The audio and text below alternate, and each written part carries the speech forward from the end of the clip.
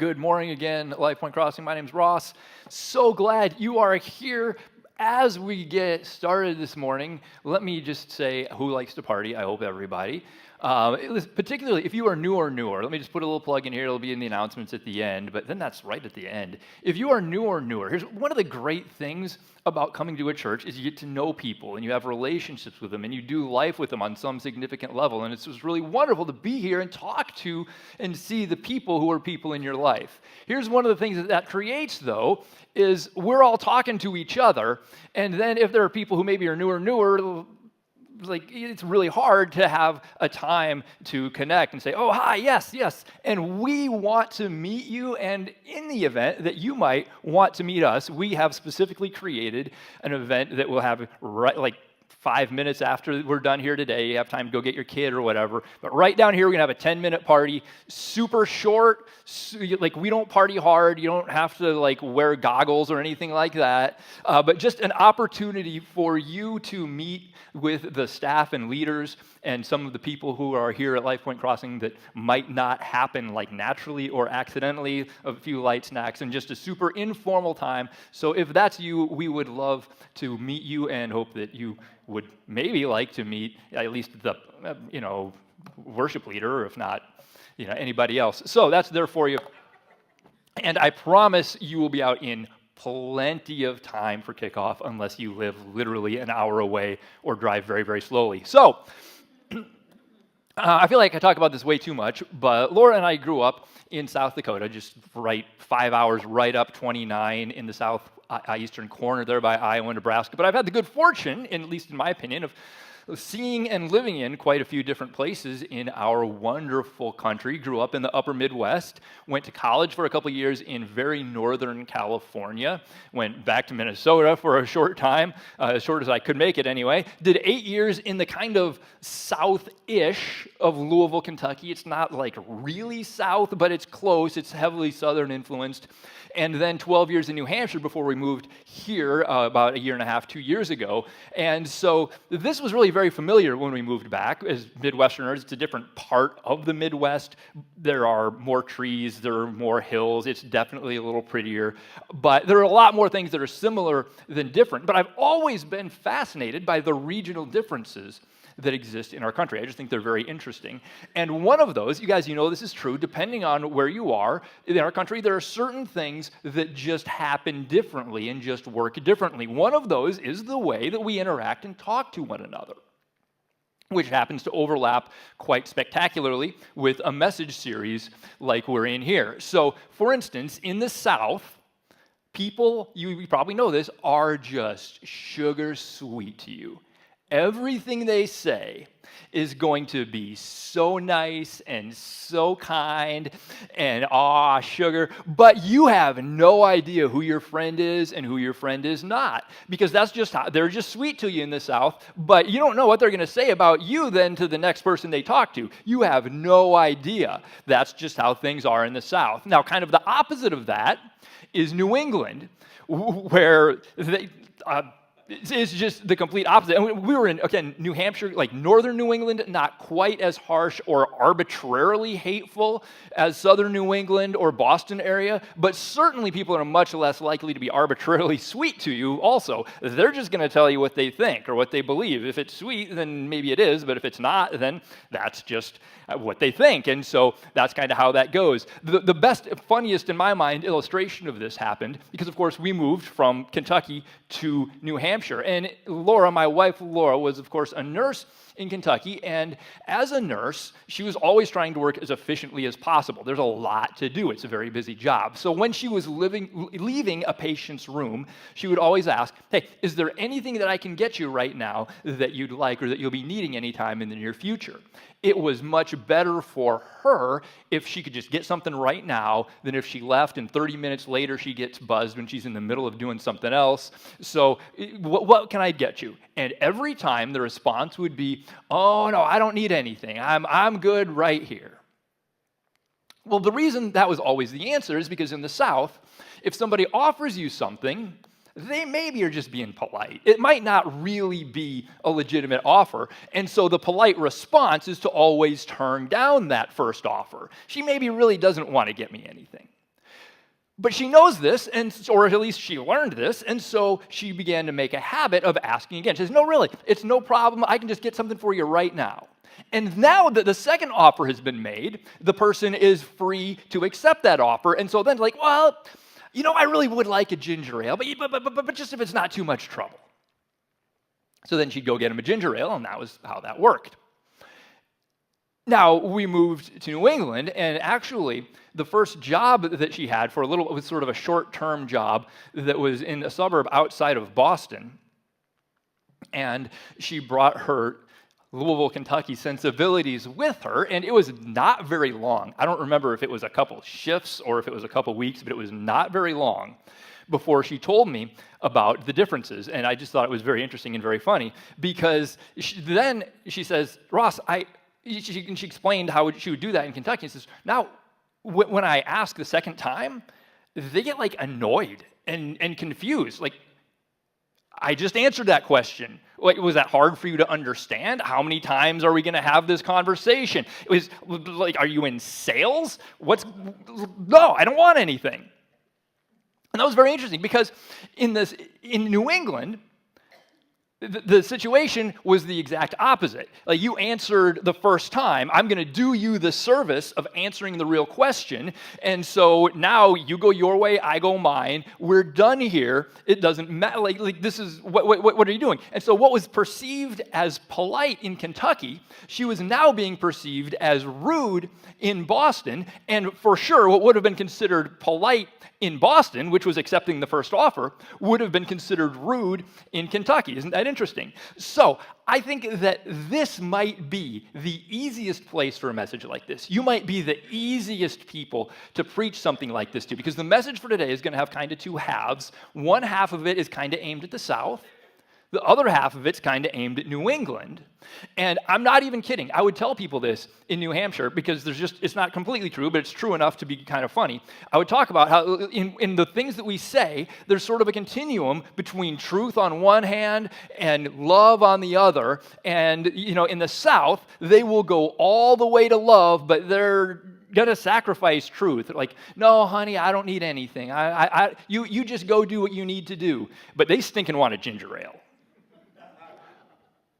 In New England, it's like they have they're very heavy on the truth, or at least what they believe to be truth, but they have very little concern for love. I don't like you. I don't want to be talking to you. Why would I pretend like I do? We're done here. This is kind of what happens. And in the Midwest, however, right? Look, you guys, good news. You are perfectly balanced. And of course, that's not exactly true, but there was enough truth that I really did tell people that in New Hampshire, and I thought that was fun, and they were not offended because they were New Hampshire people. They have no understanding of offense. So it's funny because it's a little true. So here's how to not have a conversation for today. Is truth or love. Pick one. And as at least aiming for perfectly balanced Midwestern people, probably you do have a leg up in this, but still, probably every one of us has some sort of a natural lean either toward truth and away from love, or toward love and willing to sacrifice some truth. But neither of those are really good ways to have a conversation. So the easy go-to verse on this is Ephesians 4:15. Here's what it says. It says, no, instead, we will speak, there it is, the truth. Right? We're not going to sacrifice the truth. We're not going to speak half of the truth. We're not going to compromise. But here's what we are going to do. We're going to speak the truth in love, like with some consideration for the person to whom I'm speaking. And then here's what this is this isn't even just a nicer way to have conversations and to communicate, but this actually is growing in every way more and more like Christ. It effectively is a portion of discipleship. This is being more like Jesus. Because I know some of us struggle on one end or the other, right? My truth people, probably you struggle a little bit with this, and I know I understand your mindset. Like, let's see what the data is. Let's deal with reality. Some people are going to like it. Some people aren't going to like it. But what are we going to do? If somebody asks me a question, I'm going to do them the honor of expecting that they asked because they want the real answer. It's honestly kind of dishonoring to them, isn't it? If they ask me and I, kind of pretend that they don't really want the answer and dance around it. Listen, if that's you, I understand. I get you. I actually lean that way myself. And in Jesus, whom we emulate, and Paul, who wrote this from Ephesians, are both recorded as saying some very, very difficult things. Okay? But is it true? Is not the best or only question to ask or filter to run through in regards to if or how you should say something. In fact, Jesus, you know this, right? He told us the truth. Aren't you so glad Jesus told us the truth? We'd be in real trouble if Jesus hadn't told us the truth, but he does so in love. My favorite example of this comes from Mark 10. Of course, it's in the context of a larger conversation. What happens is somebody comes to Jesus and he says, "Hey, teacher, what do I need to do?" And Jesus says, "Well, you know the commandments." And he says, "Yes, I do, and I've obeyed all of them since I was young." And so Jesus knows that there is, however, something still in between him and God. So what does he do? Well, here's what he doesn't do. He doesn't sacrifice the truth for what would feel like love. He doesn't say, "Oh, but you know what? Sin doesn't look that bad on you. Probably God's not going to judge that. He's just going to see you as someone doing your best. Like, here, come on, bro hug, bring it in. Come on. It's not what happens. Here's what happens. It says, Jesus, I didn't get that in. That's my fault, and that's terrible. Here's what it says. This is where at Mark 10:21, if you want to look it up. That hasn't happened in forever. I'm very disappointed in myself. It said, and there is applause, all right. Wow, what did I am all messed. I'm too excited about the party. Here's what he says. Because I didn't have that. I've been in this all week. I apparently don't even, Jesus. I'm in the complete wrong part of the message. This is fairly humiliating. We'll just go back. Shoot, all right.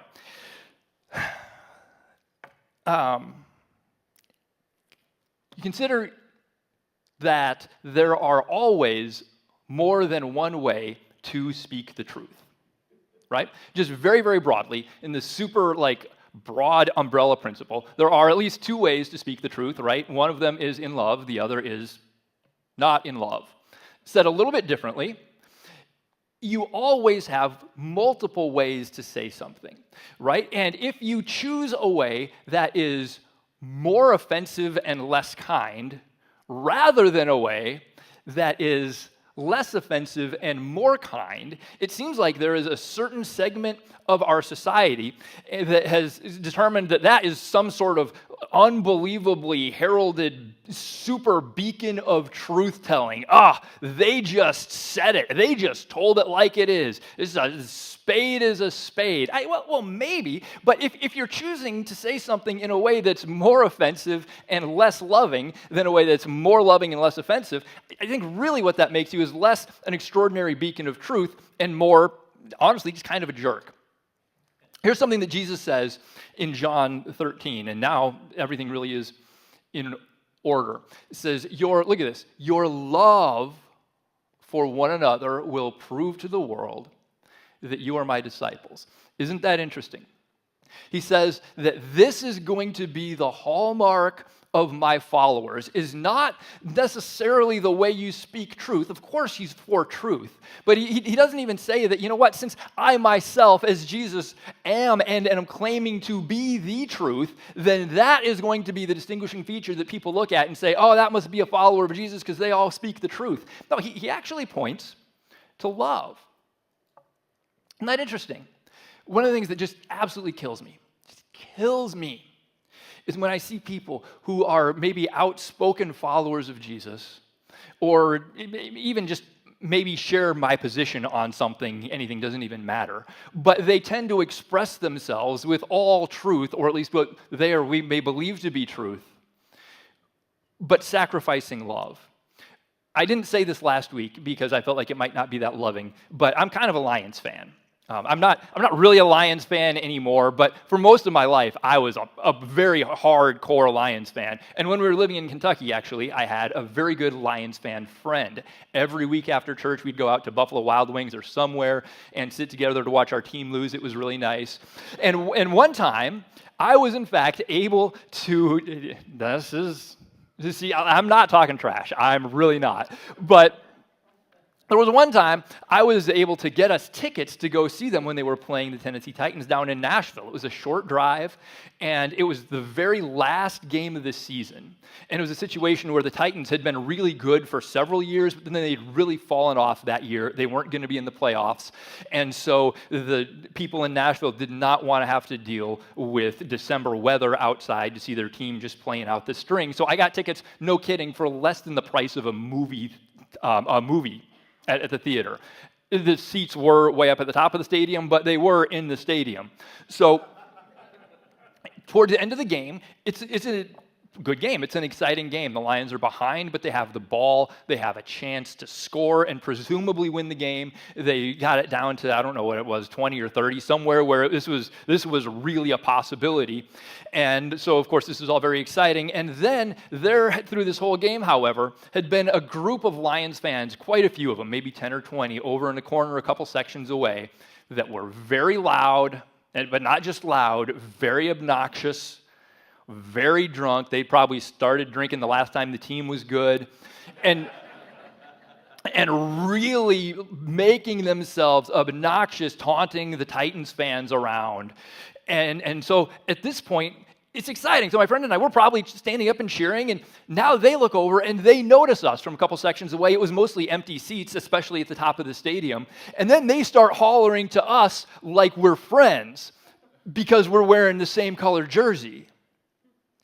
I'm thinking, I don't know if we're really on the same team, guys. Like, we're wearing the same jersey, like we're cheering for the same outcome on the field, but I don't really want to be associated with you, and I definitely don't want you like representing my team.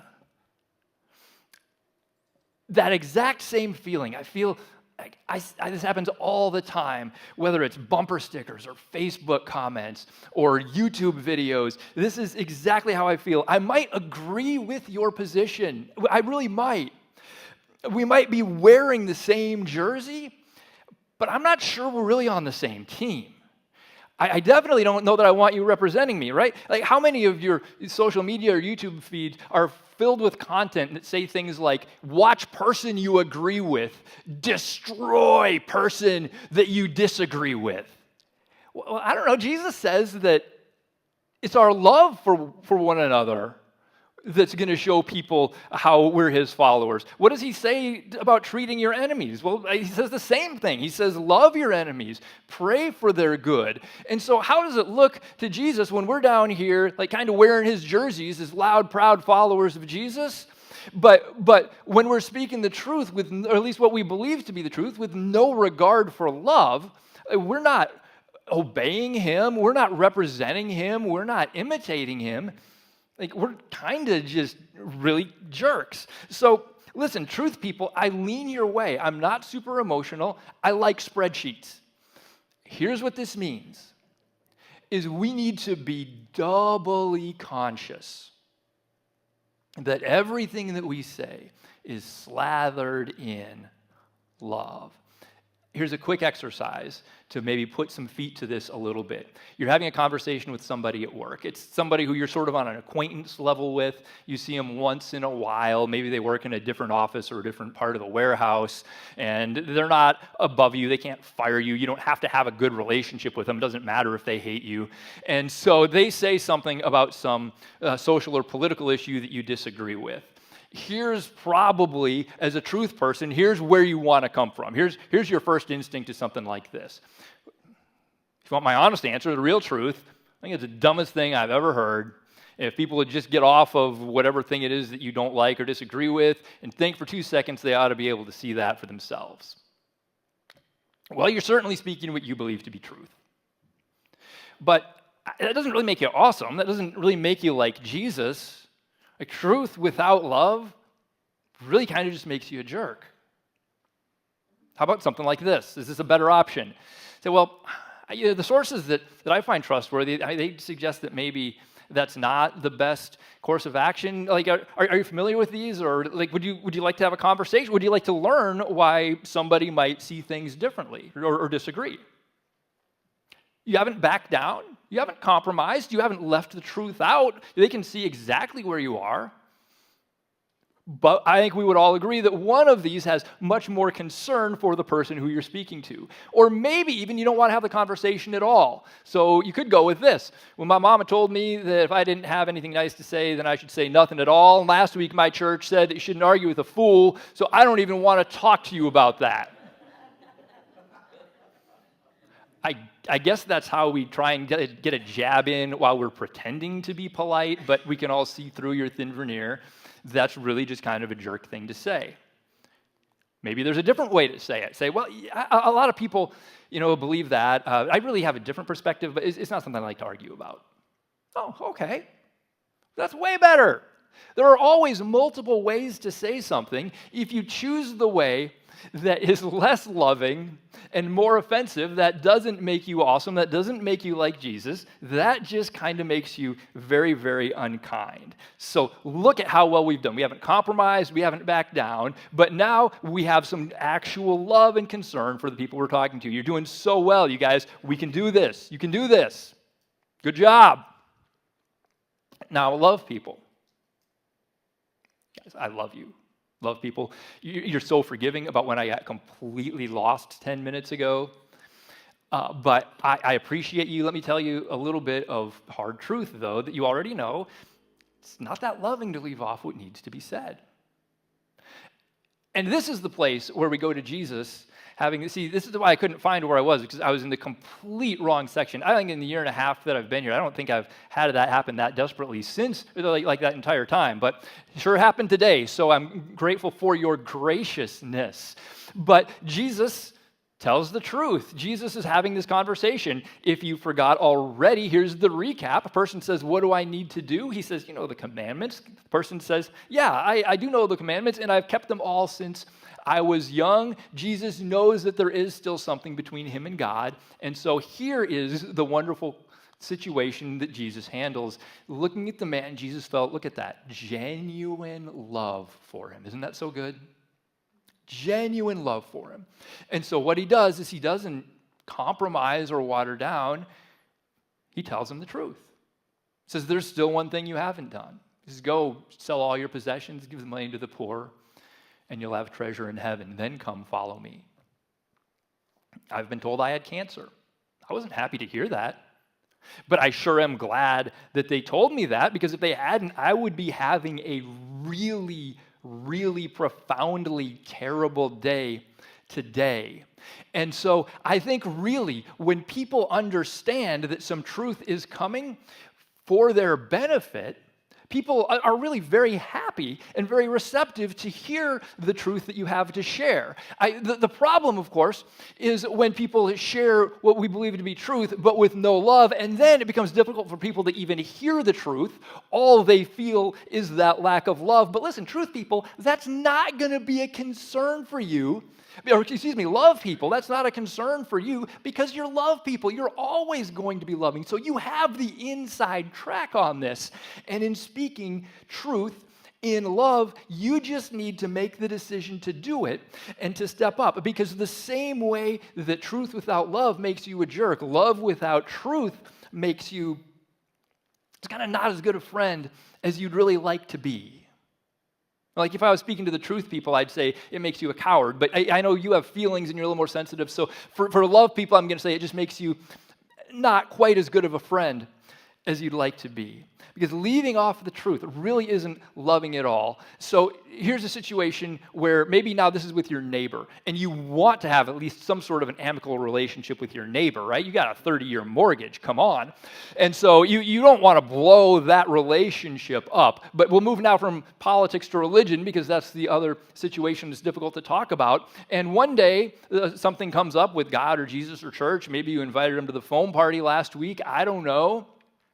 And then they come in with something like this, which probably most of us have heard. Some of us might even believe and subscribe to. And they say something like, well, I really just believe that all religions are just different paths to the same destination. I mean, I think anything that's exclusive really just is arrogant and creates conflict. I don't see how anyone could say that, well, my one way is the only one right way. Now, that's a hard challenge. Because what they've done, whether or not they mean to, whether or not they intended to, whether or not they even thought about it, they've kind of set that up so that now if you have a different position, you are going to be arrogant and creating conflict, which is exactly what you as a love-loving person don't want to be. And so what do? How do you handle this? Well, I know what your natural inclination to do is, if you're a love person, is to just be like, yeah, I don't know, that makes sense. That's probably right. But that's not awesome. That's not like Jesus. That's not truth and love. You just kind of let them push you around. Whether or not they meant to or even realize it, they came in with kind of a bullying statement that this is what I believe, and if you disagree, then you're arrogant. But here, maybe there's a way to share some truth in love. Maybe we try something like this. There's always multiple ways to say something. He says, well, I follow Jesus, and he said and showed us how to be so loving and never look down on anybody, even our enemies. Those words of Jesus are really fairly well known. Your neighbor's probably familiar with Jesus saying to love your enemies. So this is no arrogance at all, but he did also say that he was the only way. So you know what? I just trust him in that he knows better than I do. There's nothing arrogant about trusting a reliable source outside yourself. See how that's so good? And if they're going to expect you to listen to what they say, then probably when it's truth spoken in love, they will be receptive and open to whatever you have to say and what your beliefs are. If not, if they're just going to say, well, yeah, this is what I believe, and anything else is ridiculous and stupid and I don't care, then honestly, at this point, this isn't your truth or your lack of love. At that point, that's on them.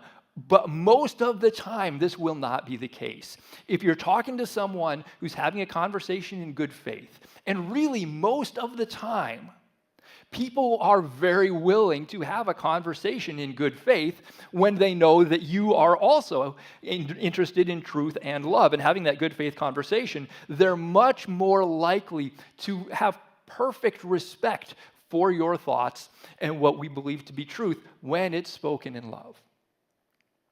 And if not, you just bring them back for the rest of this series, and they'll learn how to not have a conversation. Truth in love. You guys, that's our goal. That's what we're shooting for. Truth without love makes you a jerk. Love without truth makes you not as good of a friend as you'd like to be. Truth and love together, what that makes you. Remember from Ephesians 4 where we started. That makes you more like Jesus. I know it's easy to slip off in one direction or the other, depending on who we are and kind of how God made us. Listen, be greedy on this. Shoot for both.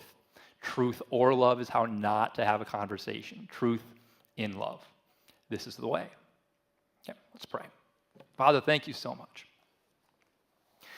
that Jesus came as truth in love. Thank you that he didn't shrink back from the difficulties of truth or potentially saying things that people didn't like. Thank you that he didn't shrink back from the sacrifice that his love demanded from him to save us. And still praying, if you're here today and maybe you've never connected to God through Jesus Christ, maybe you've never asked him for forgiveness and to have him be the Savior and leader of your life, Here's an opportunity right here, right now. Listen, the situation is as simple as can be. Is just like the young man that Jesus was talking to. Every one of us has sin in our lives. There have been things that were wrong. We knew they were wrong. We did them anyway. And God, as a just judge, as a good just judge, to uphold justice is there's no way to uphold justice and also just pretend something like that didn't happen. And so there has to be retribution for our sinfulness. But that's why Jesus, in truth and in love, came, lived a sinless life. And him dying on the cross, that was him taking the punishment to satisfy justice for your wrongdoing, for our wrongdoing, for my wrongdoing, so that he would take your sinfulness, you would take his righteousness, and you would be forgiven and adopted as a child of God and his family. If this is you, just right where you sit, you can pray it and say out loud, or even say in your heart, God will hear you pray, God, I believe that Jesus Christ came and died and resurrected so I could be forgiven and be adopted as a child in your family. Please come into my life. Forgive me and adopt me. Begin to make me into the person you created me to be, and give me the life that you have for me.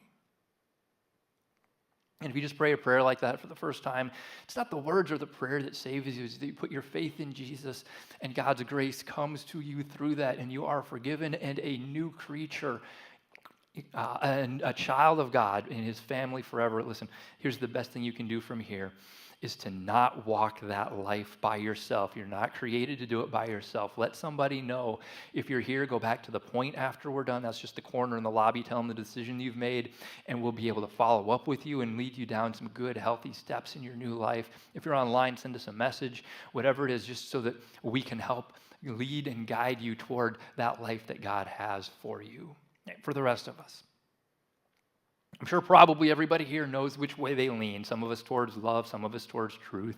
Look, the world needs all of us. The world, there's a reason God didn't create all of us the same. But that also means that we each have our own unique battle to fight in this, to hit that bullseye of truth and love, truth in love. Will you commit right now between yourself and the Spirit of God that you will commit to being as conscious as possible and as faithful as possible, to grow in every way more like Jesus Christ by speaking truth in love and not compromising or sacrificing either way. Father, we thank you so much that you show us the way, that Jesus is the way, that you have become all that we need. Father, we ask your Spirit would give each one of us here the strength and the follow-through and the consciousness to take these steps that we're committing to, the sensitivity to recognize and understand when we haven't and when we fall short, to correct that and be more of those people you created us to be for your glory. We love you. Our lives are yours. In the name of Jesus Christ. Amen. Hey everyone, I'm Wyatt.